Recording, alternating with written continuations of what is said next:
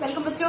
बेटा आज की क्लास में हम करने वाले हैं, जैसे कि मैं जो बच्चे पहले से जुड़े हुए हैं उन लोगों को पता है कि मैंने कहा था, प्रॉमिस किया था कि मैं एनसीईआरटी के सारे क्वेश्चंस आपको करवा के दूंगी 10th क्लास 9th क्लास के। तो 10th क्लास की सीरीज चल रही है। 10th में आज हम करने वाले हैं केमिकल रिएक्शन एंड इक्वेशन का एनसीईआरटी के कुछ क्वेश्चन मैं ऑलरेडी अपलोड कर चुकी हूँ, जिनका थोड़ा सा लेक्चर बड़ा हो जाता ना, जैसे question number 5th 6th 7th इनको मैं पहले अपलोड कर चुकी हूँ। जिन्होंने नहीं देखा देख लेना।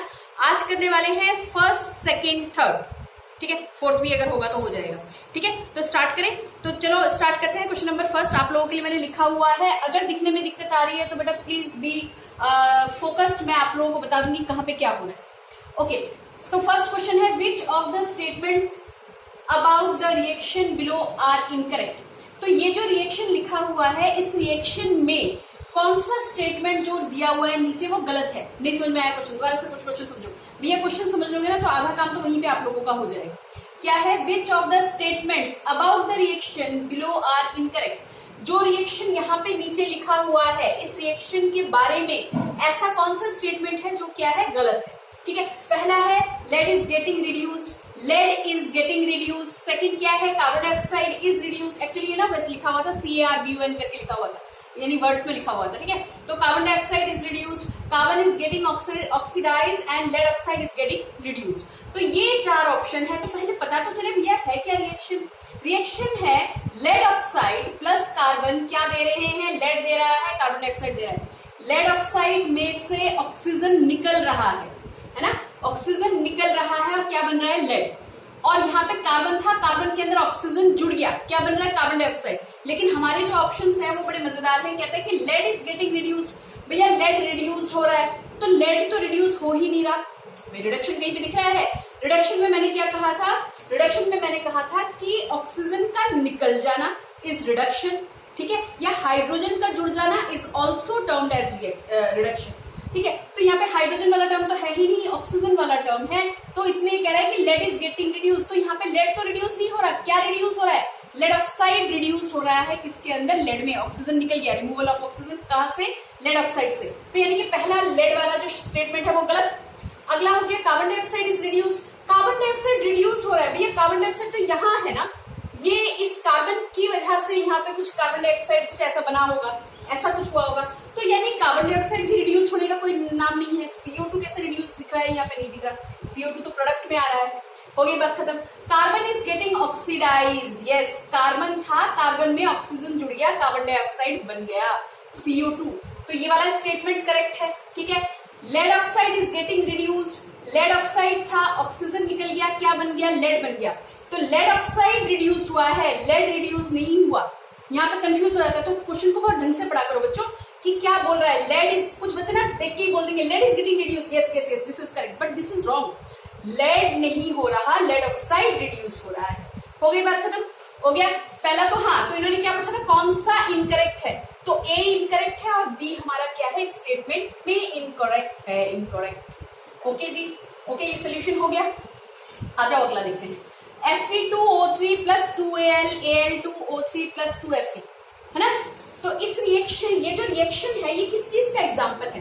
देखो मैंने आप लोगों को 5 तरह के रिएक्शन बताए हुए हैं, है ना। क्या क्या बताया? Combination, decomposition, displacement, double displacement and redox reaction मैंने आपको पढ़ाया हुआ है। तो ये जो इक्वेशन है ये किस चीज का एग्जाम्पल है, इसमें से देख के बताना है, ठीक है।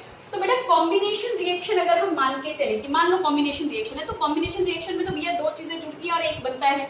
लेकिन यहाँ पे तो आयरन अपनी जगह से हटके कहीं और ही चला गया। हाँ, आइडिया लग रहा है ना आंसर का। तो कॉम्बिनेशन रिएक्शन तो हो नहीं सकता।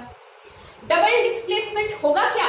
डबल डिस्प्लेसमेंट में कम से कम दो चीजें, दो आयन्स अपनी जगह बदलते हैं। तो यहाँ पे दो चीज तो कोई अपनी जगह नहीं बदल रहा भैया। भाई Al अकेला Al ही एक को ही हटा रहा है, ठीक है। किसी और के साथ जाके तो नहीं चिपक रहा। दो चीजें दो अलग अलग आयन्स पे जाके क्या हो जाएंगी? चिपक जाएंगी। ऐसे ही तो कुछ बोला था मैंने, ऐसे ही समझाया था, ठीक है। तो डबल डिस्प्लेसमेंट रिएक्शन भी नहीं हो सकता।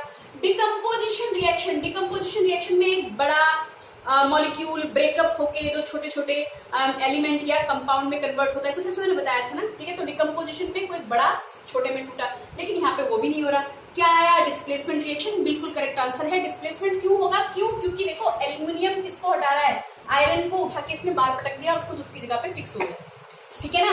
और हमने क्या करवाया था, काशीनाथ का मैनेजर आलू जरा फीका पकाता है, कुछ हींग अजवाइन और पड़ेंगे, आलू जरा फीका, आलू ऊपर पड़ गया, कहने का मतलब एल्यूमिनियम ऊपर पड़ गया है ना, फीका कहाँ गया नीचे, तो एल्यूमिनियम क्या है ज्यादा रिएक्टिव, ये क्या करेगा आयरन को डिस्प्लेस कर देगा, तो कौन सा रिएक्शन, डिस्प्लेसमेंट रिएक्शन। बोलो बच्चों बात समझ में आई, दो क्वेश्चन अच्छे से समझ में आए। थर्ड क्वेश्चन देख लेते हैं, थर्ड क्वेश्चन मैंने लिखा हुआ है, देखो फटाफट से देख लो। तो थर्ड क्वेश्चन है, what happens when dilute hydrochloric acid is added to iron filings. क्या होगा जब डाइल्यूट हाइड्रोक्लोरिक एसिड यानी कि DiLHCl, डाइल्यूट को कैसे लिखते हैं, दिल नहीं है, डाइल्यूट है, dilute hydrochloric acid is added to iron filing, iron filing यानी कि Fe के साथ ऐड करवा के देखना पड़ेगा मुझे, ठीक है।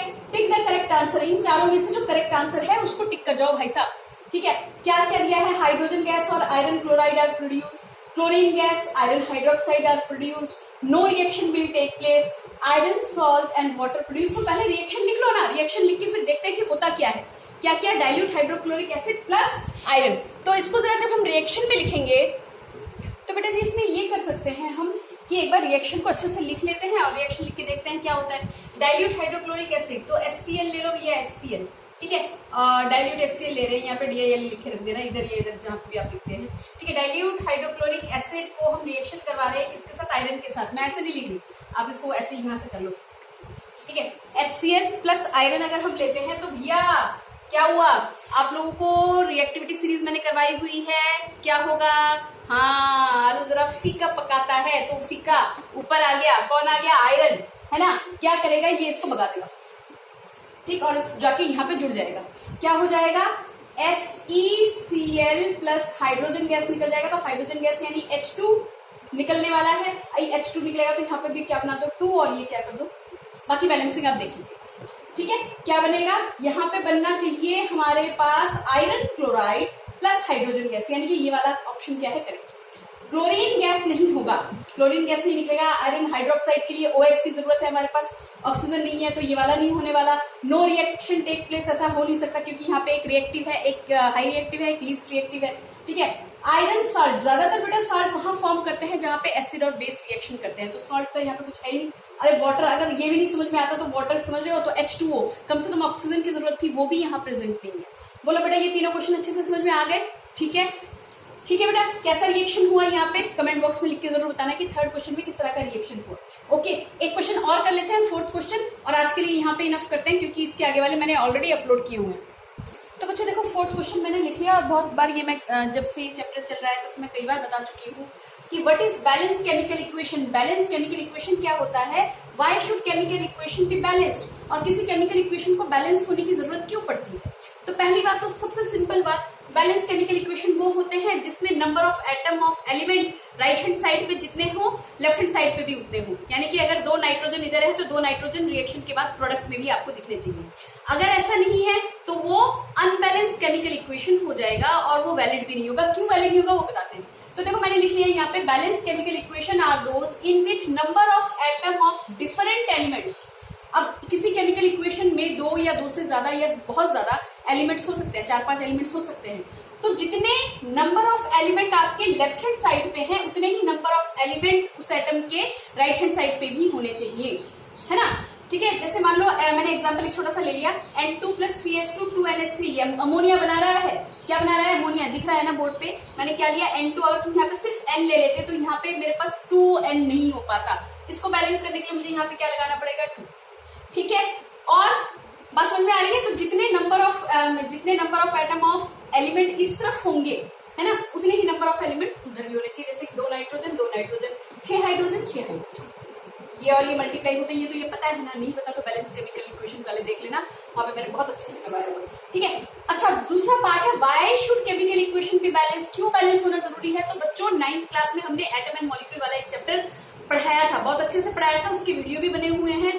ठीक है, तो वहां जाके देखना, जब हमने एटम के बारे में पढ़ा था तो वहां पे हमने पढ़ा था law of constant proportion, law of conservation of मास, यानी कि जितना मास रिएक्टेंट का होगा उतना ही प्रोडक्ट का होगा, क्योंकि मास को हम क्या नहीं कर सकते, जैसे एनर्जी को क्रिएट और डिस्ट्रॉय नहीं किया जा सकता ना, बना नहीं सकते, खत्म नहीं कर सकते, वैसे ही मास को भी हम बना नहीं सकते और उसको खत्म नहीं कर सकते। यानी इसे हम क्या बोलते हैं, संरक्षण। हिंदी में अगर बोलते हैं संरक्षण, जितना शुरू में मास है उतना ही लास्ट में मास रहेगा।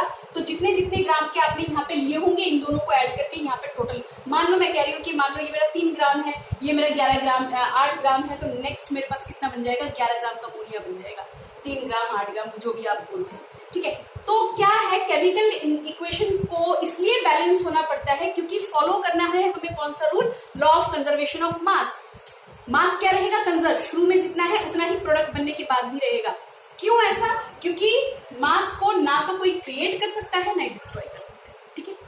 बाकी बातें जो बड़ी क्लासेस की बातें हैं वो तब करेंगे, फिलहाल इसको यहाँ तक याद कर लेना। 5th 6th 7th के ऑलरेडी मैं वीडियो अपलोड कर चुकी हूँ, 7 तक क्वेश्चन करके रखना, और उसके बाद जो नेक्स्ट क्वेश्चन है वो नेक्स्ट वीडियो में बात करेंगे, ठीक है। यहाँ तक प्रिपेयर करके रखना। Bye bye, stay safe.